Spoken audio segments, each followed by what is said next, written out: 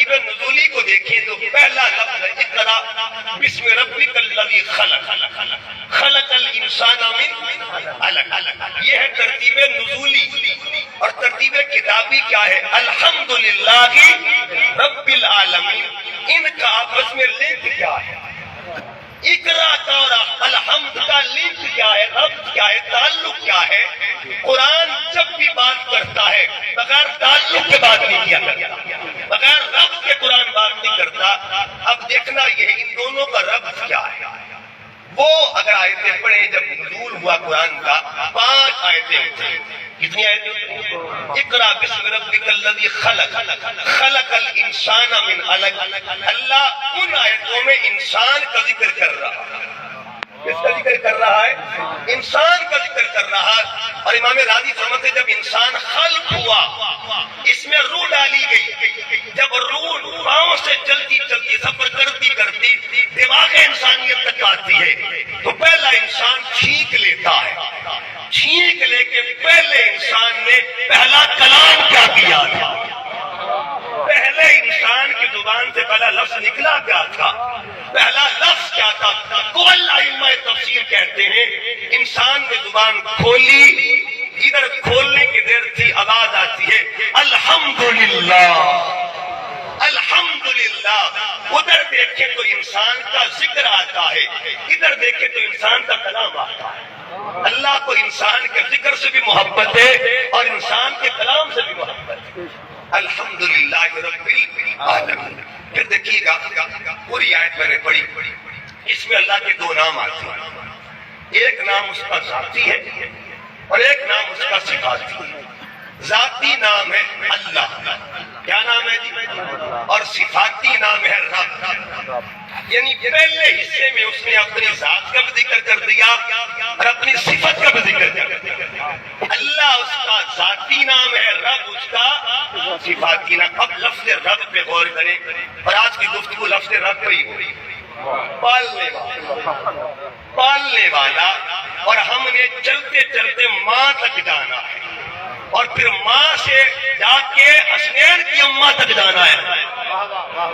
الحمدللہ رب العالمین لفظ رب ہے، اس کا معنی ہے پال۔ یہ میرے پاس عربی لغت کی بہت خوبصورت کتاب المفردات جس کو امام راغب اصفہانی نے لکھا، اور اس میں آپ لفظ رب کی کئی جو ہے قسمیں بیان کرتے ہیں، کئی معنی بیان کرتے ہیں۔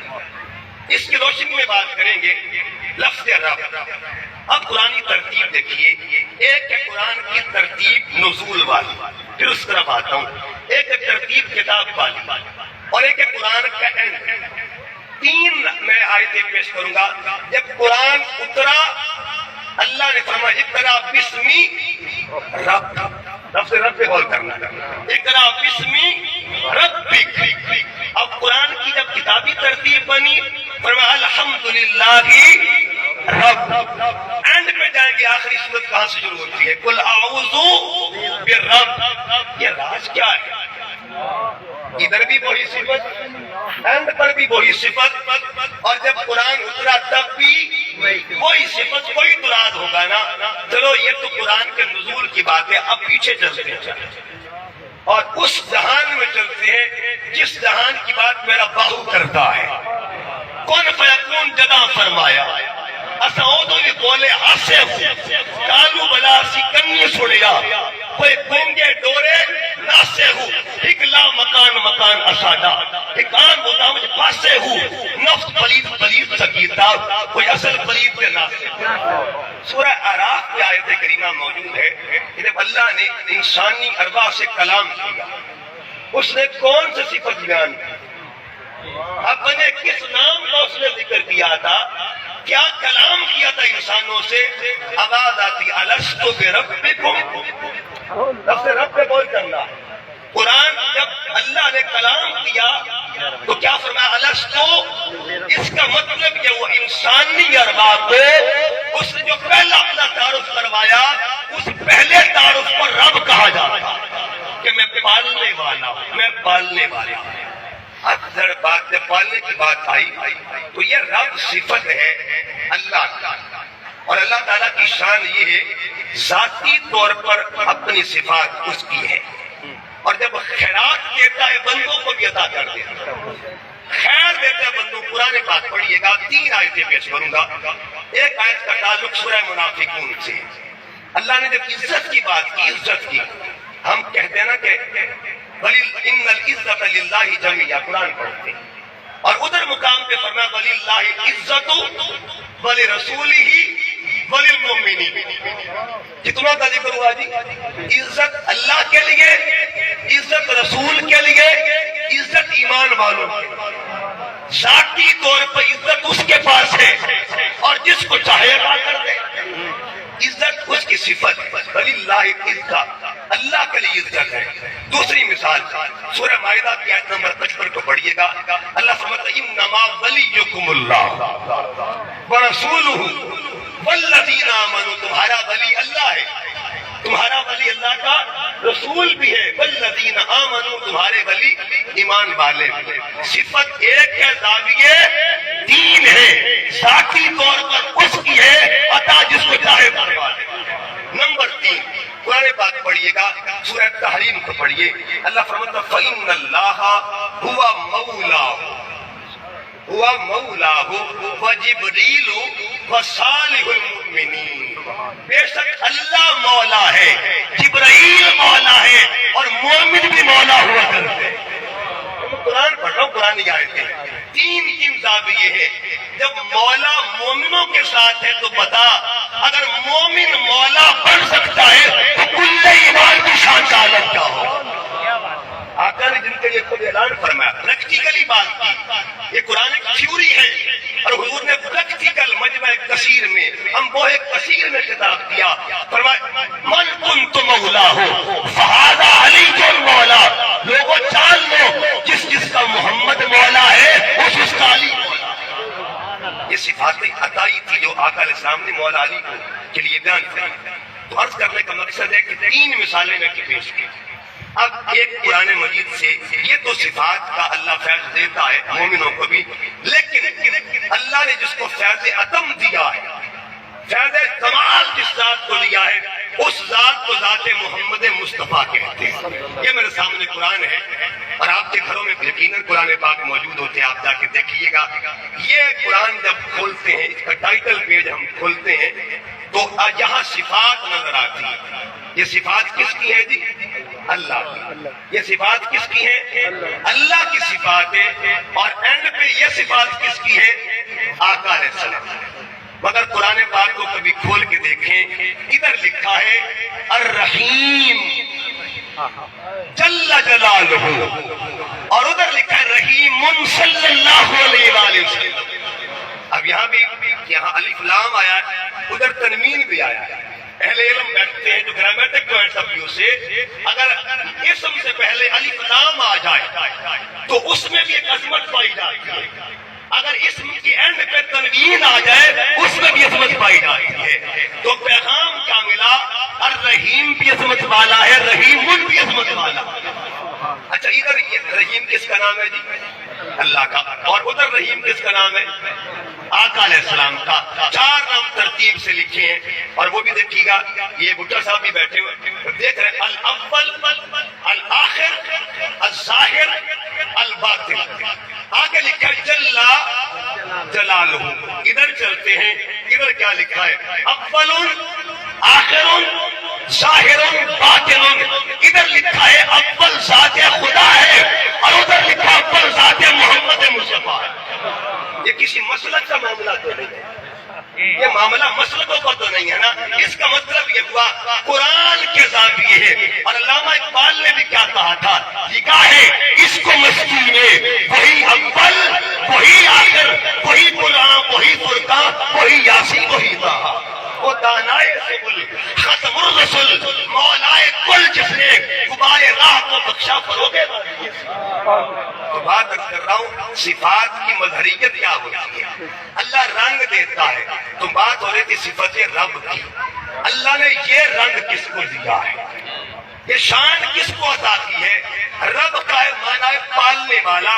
اب میں قرآن مجید کا 15واں پارہ پڑھنے لگا ہوں. ایک آیت ہے اور ایک آیت کے دو ذاتیے ہیں۔ آیت کریمہ ہے سورہ بنی اسرائیل، اس میں اللہ تعالیٰ فرماتا ہے وَقُلْ رَبِّ ارْحَمْهُمَا، وَقُلْ سوڑیا تو فرما دے، تو فرما دے۔ لفظ قل بھی کمال ہے۔ امام جعفر صادق سے کسی نے پوچھا حضور یہ لفظ قل کیا ہے؟ آپ فرماتے کاف اور لام مل جائے تو قل بنتا ہے۔ اور اس کے سارے جانتے ہیں کاف لام مل جائے تو قل بنتا ہے۔ مل کاف و مل لام، حضور لام کا راز کیا ہے، کاف کا راز کیا ہے؟ تو سنیے گھر والا گھر کی بات کیسے کرتا ہے۔ آپ فرماتے کاف کا مطلب ہے قول اللہ تعالی، لام کا مطلب ہے لسان المصطفیٰ، قول خدا کا ہوتا ہے، زبان محمد مصطفیٰ کی ہوتی ہے، اسے قول کہتے ہیں۔ سوڑیا گل میری کرنی بات میری ہے کرنی بتانی کون ہے، سبحان اللہ، بات میری ہے بتانی کون ہے۔ اس کا مطلب کلام میرا بنے گا، پیغام تیرا بنے گا۔ محبوب ایک ہی بما ینطق عن الہوی ان هو الا وحی یوحی، زبان تیری ہوگی، کلام میرا وہاں سے بولے گا۔ کل کا راز ہے، کل کا۔ اب یہ کل جو ہے نا کتنی آیتوں میں آتا ہے، دیکھیے گا ترتیب دیکھیے کل کی۔ اللہ نے جب اپنی توحید کا ذکر کیا نا آغاز کل سے کیا، قل هو اللہ احد اللہ الصمد لم یلد ولم یولد ولم یکن له کفوا احد۔ جب اپنی رحمت کا ذکر کیا آغاز قل سے کیا۔ قرآن پاک کی آیت ہے قل یا عبادی الذین اسرفوا علی انفسهم لا تقنطوا من رحمت اللہ۔ جب محبت کی بات کی آغاز قل سے کیا، قل ان کنتم تحبون اللہ فاتبعونی یحببکم اللہ۔ جب اللہ نے آل محمد کے پیار کی بات کی آغاز قل سے کیا، قل لا اسألکم علیہ اجرا الا المودۃ فی القربى۔ اور جب مائی باپ کی عظمت بیان کی آغاز قل سے کیا، قل رب ارحمہما، سوڑیا دعا کر دے میرے مائی باپ پہ اللہ رحم فرمائے۔ اپنے والدین کے لیے محبوب دعا کر تاکہ تعلیم امت بن جائے، امت کے لیے تعلیم بن جائے۔ اب یہ جو آیت کریمہ ہے نا اس میں لفظ رب دو جگہ پہ ہے، کتنے مقام پہ جی؟ دو جگہ پہ لفظ رب۔ اور یہاں امام راغب اصفہانی فرماتے ہیں ایک رب کا معنی ہے المتولی، سربراہ، سربراہ کو بھی رب کہتے ہیں۔ دوسرا الملک، بادشاہ کو بھی رب کہتے ہیں۔ سورۃ یوسف پڑھ کے دیکھیے، حضرت یوسف علیہ السلام جب قید خانے میں تھے، آپ نے قیدی کو جو چھوٹ کے جا رہا تھا اس کو کہا تو اذکرنی عند ربی، اپنے رب کے پاس جا کے میرا ذکر کرنا، میری بات کرنا۔ وہاں رب سے مراد بادشاہ ہے۔ اور یہ بھی آپ نے فرمایا جو تم نے خواب دیکھا ہے نا فیسقی ربہ خمرا، کہ ایک بندہ اپنے رب کو شراب پلائے گا، مطلب وہاں بادشاہ۔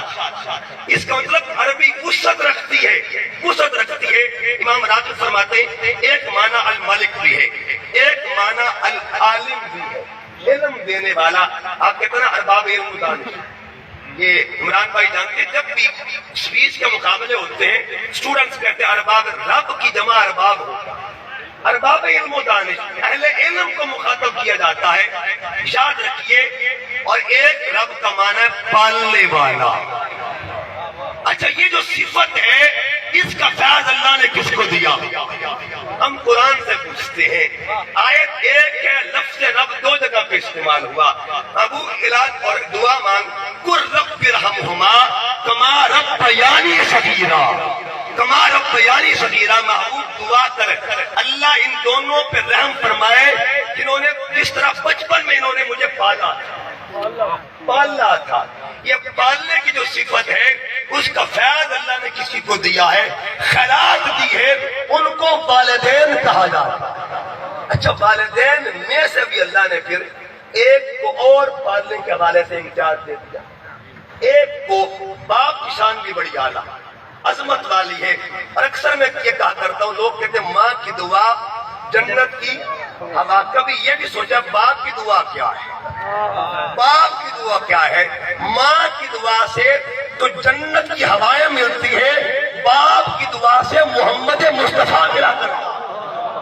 میرے آقا خود فرمایا کرتے تھے انا دعوت ابی ابراہیم، میں اپنے بابا ابراہیم کی دعا بن کے آیا۔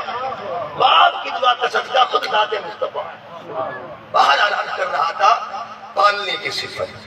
اچھا ماں کو پالنے میں زیادہ اہمیت کیوں دی گئی؟ حالانکہ پالنے والا کام تو اور بھی شخصیات کرتی ہیں. اگر ماں فوت ہو جائے، دیکھیے ماں اگر فوت ہو جائے تو ماں خالہ پال لیتی ہے، پھپھو پال لیتی ہے، مامی پال لیتی ہے اور رشتے پال لیتے ہیں. ماں کے پالنے کا راز کیا ہے؟ لفظ یاد رکھنا ہے، ماں ظاہر کو بھی پالتی ہے اور ماں باطن کو بھی پالتی ہے. باطن بطن سے نکلا ہے، یعنی جو پیٹ کے اندر ہوتا ہے اسے بھی ماں پالتی ہے، اور جو گود کے اندر ہوتا ہے اسے بھی، جو گود میں ہو اسے ظاہر کہتے ہیں اور جو پیٹ میں اسے باطن کہا جاتا ہے. عربی میں پیٹ کو بطن کہتے ہیں. اب سورہ آل عمران پڑھیے گا، حضرت مریم ان کی والدہ نے کیا کہا تھا؟ رب انی نذرت، مولا میں نے منت مانی اللہ کا تیرے لیے، ما فی بطنی، جو کچھ میرے بطن میں ہے، محررن، اس کو تیرے لیے وقف کر رہی ہوں، فتقبل منی، میری دعا قبول فرما دے، میری دعا قبول فرما دے. اس کا مطلب یہ ہوا ماں کا پالنا کیا ہے. ہر فرد جو ہے رشتہ ایک جہان کو پالتا ہے، ماں دو جہانوں کو پالتا ہے. کتنے جہانوں کو؟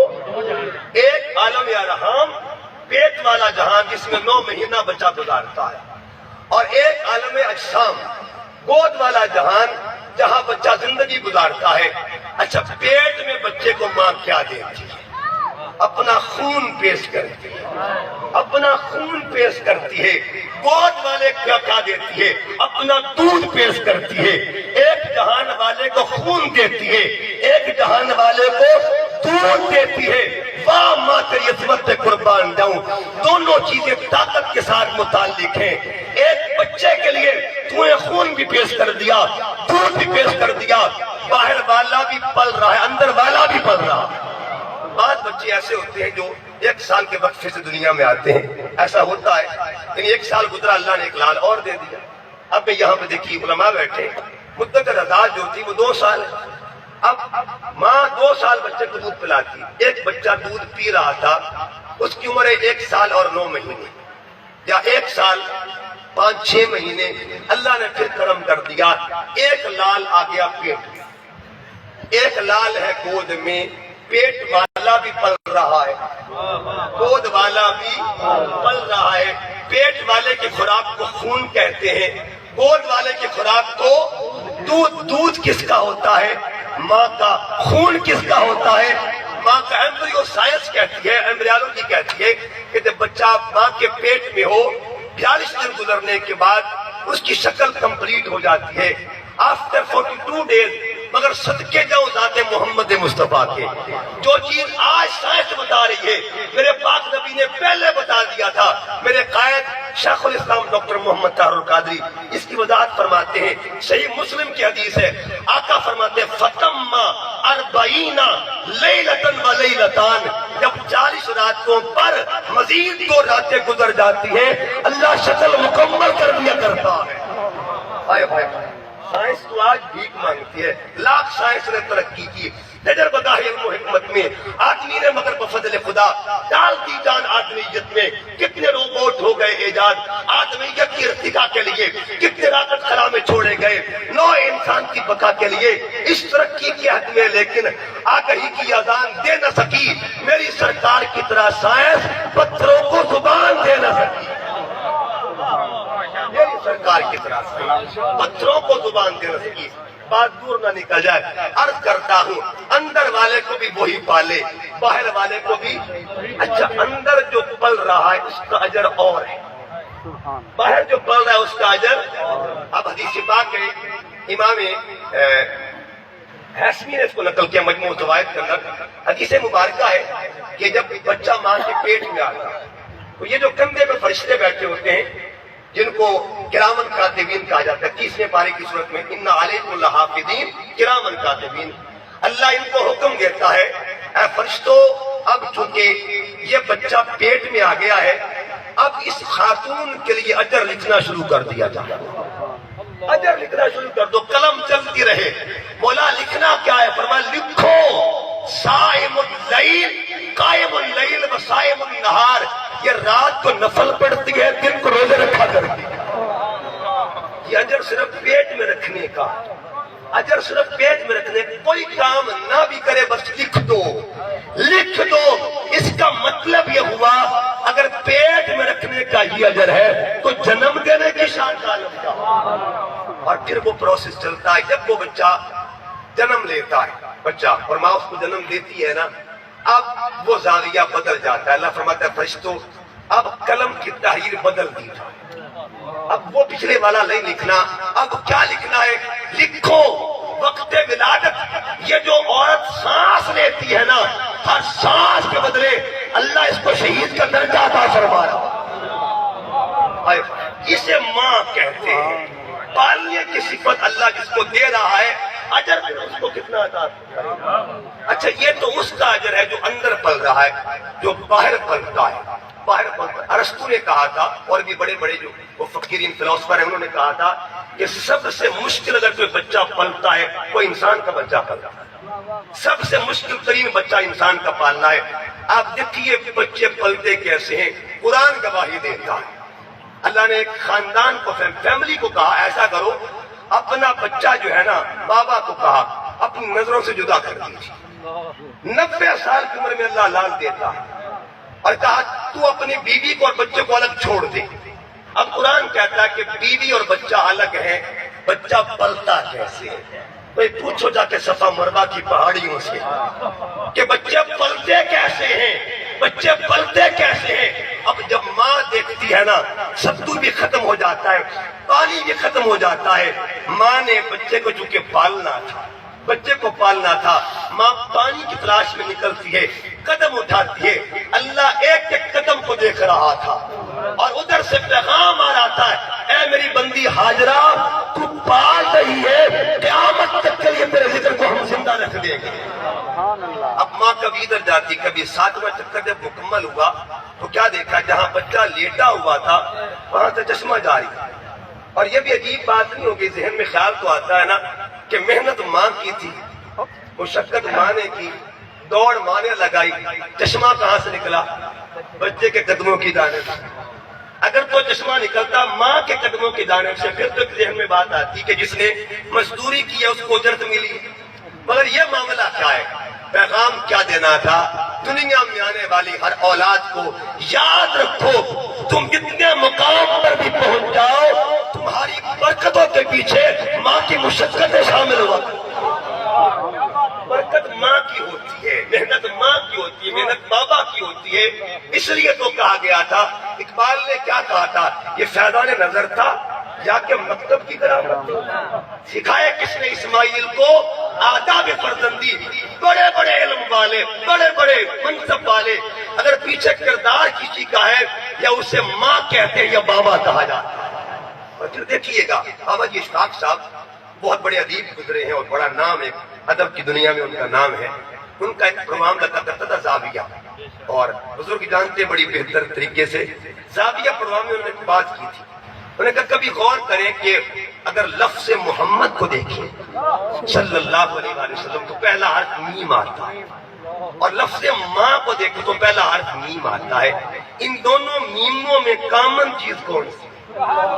مشترک زاویہ کون سا ہے جو مشترک ہے؟ دونوں، ادھر بھی میم ہے ادھر بھی میم ہے۔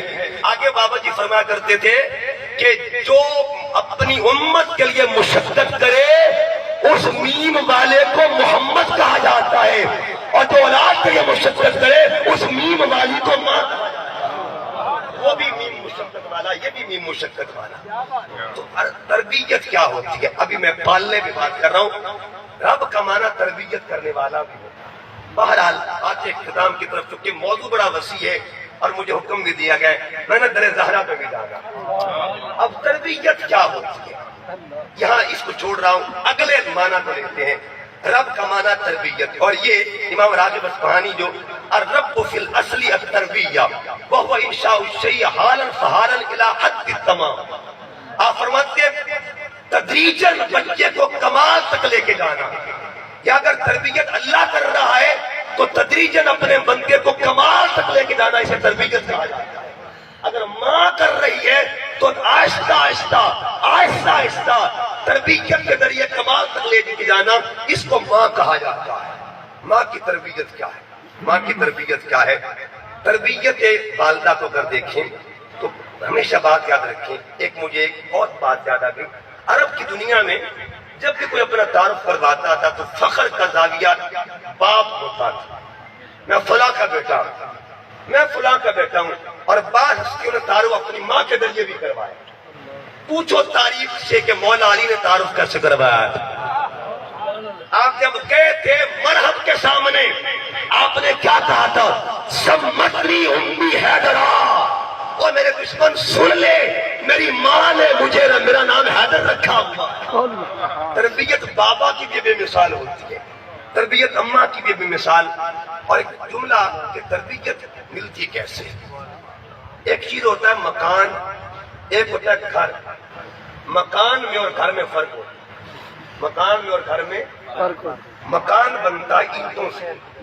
مکان کیسے بنتا ہے جی؟ اور گھر اینٹوں سے نہیں بنتا، گھر افراد سے بنتا.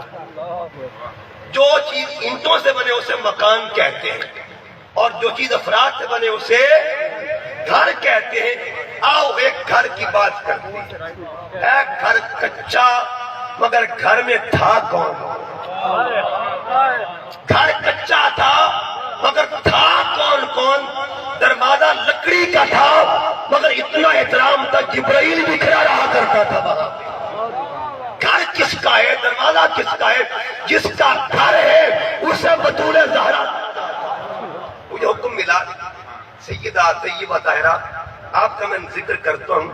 میں سید ضرور ہوں، الحمدللہ سید ہوں، لیکن کبھی بھی سیدہ پاک کا ذکر سید بن کے نہیں کیا، کمی بن کے ذکر کرتا ہوں. ان کا بولا بن کے، پینا بن کے کرتا ہوں ذکر تاکہ خیرات مل جائے.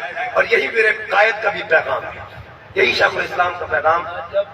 سبحان اللہ. جب بھی شیخ الاسلام فرماتے جب بھی میں مدینہ طیبہ حاضری دیتا ہوں تو ڈائریکٹ روزہ رسول پہ نہیں جاتا بلکہ وسیلہ تیرے زہرا کو بناتا. سیدہ پاک کی بارگاہ میں جا کے عرض کرتا ہوں سیدہ پاک آپ کا کتا آ گیا ہے، اپنے بابا سے سفارش کر کے ٹکڑا ڈال دیا جائے. ہائے ہائے ہائے، جس کے خیرات کا یہ مقام ہے بتا پھر اس علم کے پھریروں کا عالم کیا، اس علم کی پرواز کا عالم کا. آپ کا نام فاطمہ بھی ہے، آپ کو بطول بھی کہتے ہیں اور آپ کو زہرا بھی کہتے ہیں. فاطمہ کا روٹ ورڈ کیا ہے؟ ہر لفظ کا ایک روٹ ورڈ ہوتا ہے. فاطمہ کا روٹ ورڈ ہے فا طا اور میم. فتم، فا توئیں اور میم فتمن سے. اس کا معنی ہے چھڑا دینے والا، چھڑا دینے والا. اور لوگوں جن کے نام میں ہی نجات ہے ان کی ذات کی شان جانا. فاطمہ کا معنی چھڑا دینے والی. اور اب اس کی تشریح کر دی. قیامت کے دن اپنے محبت کرنے والوں کو، اپنے نوکروں کو، اپنے گداؤں کو تو دوزخ سے چھڑانے کا اہتمام کریں گے ان کو سیدہ فاطمہ کہا جاتا ہے. دوسرا لفظ ہے بطول، با تا لام، یہ روٹ ورڈ ہے بطول کا. بطل، بطل سورہ مزمل پڑھیے وتبتل الیہ تبتیلا. بطل کہتے ہیں الگ ہو جانا، کٹ جانا، جدا ہو جانا، اس کو بطل کہتے ہیں. ایک بات کوئے لام جس کو ہیرو کہتے ہیں بطل، بطلی جری. اور ایک یہ بات کا لام بطل، کٹ جانا، الگ ہو جانا. اگر ہم بطول کے لفظ کو دیکھیں تو الگ کیسے ہوتی تھی، کس سے کٹتی تھی؟ جب رات ہوتی عشاء کی نماز پڑھ کے بچوں کو سلا کے بندوں سے کٹ کر جو اس کی بندگی کرتی تھی اسے بطول کہا جاتا، اسے بطول کہتے ہو. تیسرا لفظ ہے زہرا. اہل علم بیٹھے ہیں اور یہ ایک ایمان پہ بہار آئے گی. سیدہ کے مشہور نام القاب میں سے زہرا بھی ہے. زہرا کا عجم کے اندر معنی اور لیا جاتا ہے کثیر الاستعمال، اور عرب کی دنیا میں کثیر الاستعمال لفظ اور ہے. اگر ہم آپ کو ہند کو دیکھیں تو زہرا کا معنی کلی زیادہ لیا جاتا ہے. لیکن اگر عرب کی دنیا میں چلے جائیں، آج بھی آپ جتنی بھی کتابیں عرب کی ان میں اگر زہرا لکھا ہوگا تو اندر یا نیچے لکھا ہوگا پھول، اس کا ترجمہ پھول ہوگا. کثیر الاستعمال عرب کی دنیا میں پھول، کلی بھی کہتے ہیں زہرا کو، پھول بھی کہتے ہیں. لیکن قرآن پڑھنے لگا ہوں پھول کا ایک اور نام بھی ہے. سورہ رحمان میں فکانت وردۃ کالدہان فبأی آلاء ربکما تکذبان. پھول کو وردہ بھی کہتے ہیں اور پھول کو زہرا بھی کہتے ہیں. دو لفظ یاد رکھنے، وردہ اور زہرا پھول کو بردہ بھی کہتے ہیں اور زہرا بھی کہتے ہیں. جب قرآن میں بردہ کہا گیا ہے تو پھر سیدہ پاک کو بردہ بطول کیوں نہیں کہتے؟ سیدہ فاطمہ زہرا سلام اللہ علیہا کو بردہ بطول کیوں نہیں کہتے؟ زہرا کیوں کہتے ہیں؟ یہ احتیاط ادب ہے، یہ احتیاط تقریم ہے، اور یہ احتیاط تعظیم ہے.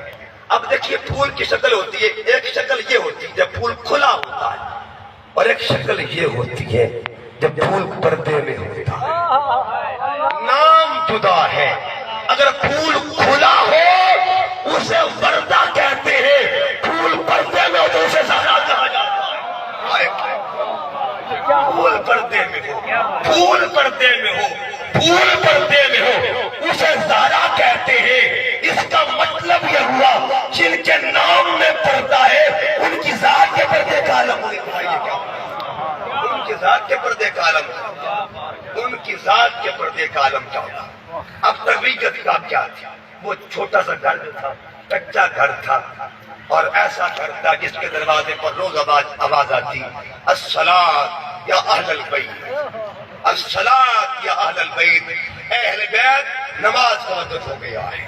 اور پھر آیت پڑھی جاتی انما یرید اللہ لیذہب عنکم الرجس اہل البیت ویطہرکم تطہیرا. یہ صدا دیتا کون؟ اور ایک حدیث پاک ہے، امام طبرانی نے اس کو نقل کیا. صدا کون دیتا تھا؟ صدا رسول کی ہوتی تھی، گھر بطول کا ہوا کرتا تھا. حضور آواز دیتے تھے نماز کے لیے، آؤ نماز کا وقت ہو چکا ہے. اب سیدہ پاک جب بھیجتی نا امام حسن کو تو انداز کیا ہوتا تھا؟ بیٹے حسن جاؤ، حسین جاؤ، نانا کے ساتھ نماز پڑھنے جاؤ.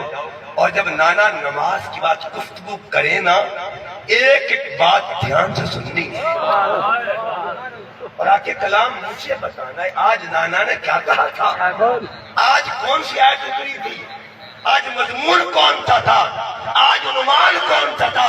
یہ دو زاویے تھے، گھر سے مسجد، مسجد سے گھر. کلام کس کا ہوتا تھا، پیغام کس کو دیا جاتا تھا، درمیان میں کون ہوتے تھے؟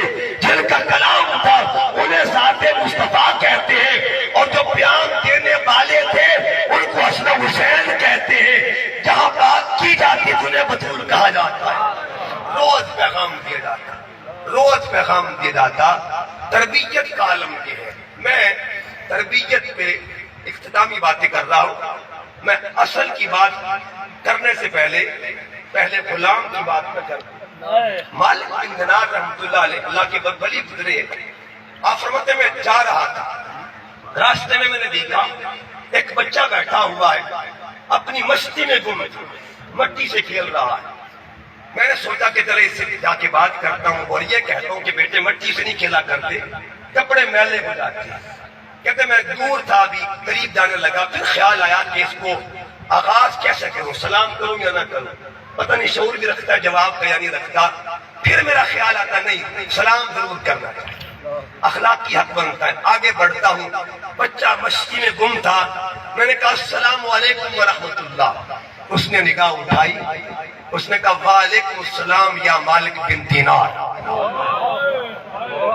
اس نے اگلی بات بھی کر دی. کہتے میں حیران ہو گیا. میں نے کہا بیٹے تجھے مجھے جانتا ہے؟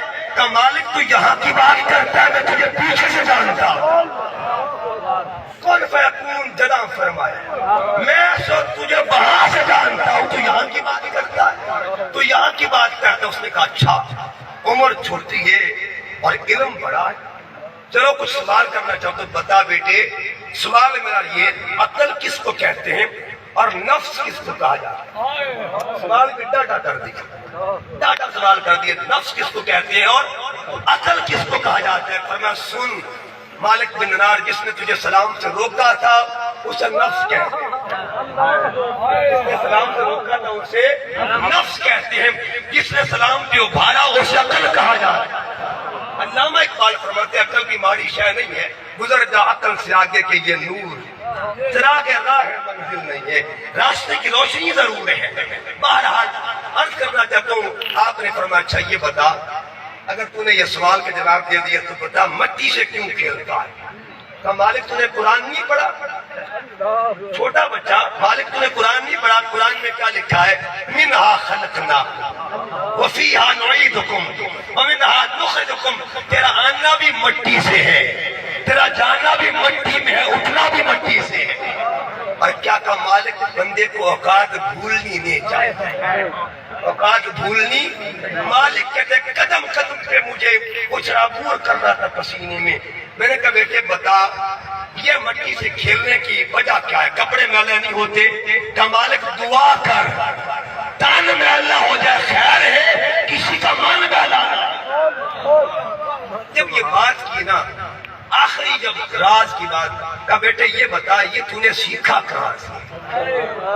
یہ درس داتری کون سی ہے؟ تیرا مکتب کون سا ہے؟ کہا مالک اپنا کمال کوئی نہیں ہے، اپنا کمال کوئی نہیں ہے، میرے باپ دادا جن کے گھر کی نوکری کرتے تھے ان کو امام زین العابدین کہا جاتا، ان کو امام زین العابدین کہتے ہیں۔ مالک کی چیخ نکل جاتی ہے، اور آپ نے کہا لوگوں سن لو، اگر نوکروں کا یہ مقام ہے تو مالکوں کی شان شالا ہوگا۔ تربیت کا کیا تھی؟ مکتب تربیت کون سا تھا؟ عرض کر رہا تھا کہ روز تربیت ملا کرتی تھی، یہی تربیت تھی۔ اگر کوئی پوچھے نا تربیت کے پیچھے راز کس کا ہوتا ہے؟ آپ کی نگری سلطان باہو رحمۃ اللہ علیہ، آپ کی امی کا نام تھا بی بی راشدی، روز بی بی راشدی کے ساتھ باہو کلام کرتے۔ ایک دن بی بی راشدی نے کہا، باہو نے عرض کیا اماں جی اللہ کا شکر ہے تیرے پتر باہو نے کبھی تہجد کا سجدہ ادا نہیں کیا، تیرے پتر نے کبھی تہجد کا سجدہ ادا نہیں کیا۔ تو آگے سے ماں نے کیا جواب دیا؟ پترا اس میں کمال تیرا نہیں کمال میرا ہے۔